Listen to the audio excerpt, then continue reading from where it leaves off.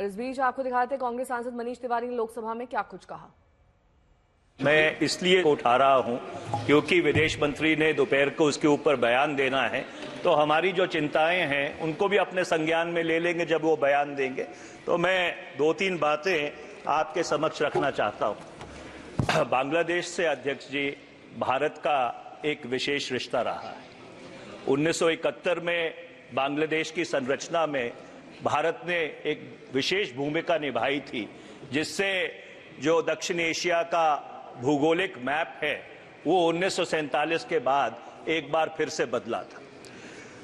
जो परिस्थितियां बांग्लादेश में आज की तारीख में उत्पन्न हैं वो बहुत ही संवेदनशील है और बहुत ही चिंताजनक है। जनवरी 2024 में शेख हसीना जी के नेतृत्व में अवामी लीग की चौथी बार सरकार बनी थी और लगभग 6 महीने के बाद ही एक ऐसी परिस्थिति वहां पे उत्पन्न हुई कि एक आंदोलन हुआ और उस आंदोलन के कारण सरकार को इस्तीफा देना पड़ा और शेख हसीना जी को वो मुल्क छोड़ना भी पड़ा।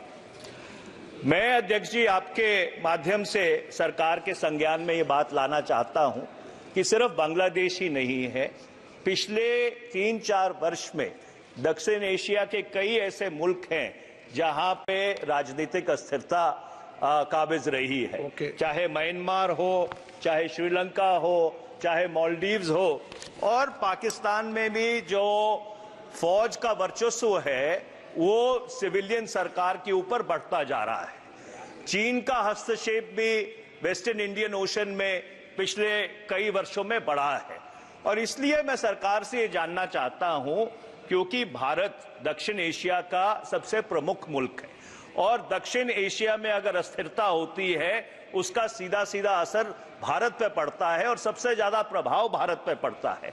तो मैं सरकार से ये जानना चाहूंगा, जब विदेश मंत्री जवाब देंगे, कि पिछले कुछ वर्षों में दक्षिण एशिया में राजनीतिक स्थिरता को बहाल रखने के लिए भारत सरकार की तरफ से क्या कदम उठाए गए हैं और अगर ये जो राजनीतिक अस्थिरता है ये इसी तरह फैलती रही तो इसके जो नकारात्मक प्रभाव है वो भारत के ऊपर क्या पड़ने वाले हैं, ये मैं आपके संज्ञान में लाना चाहता था।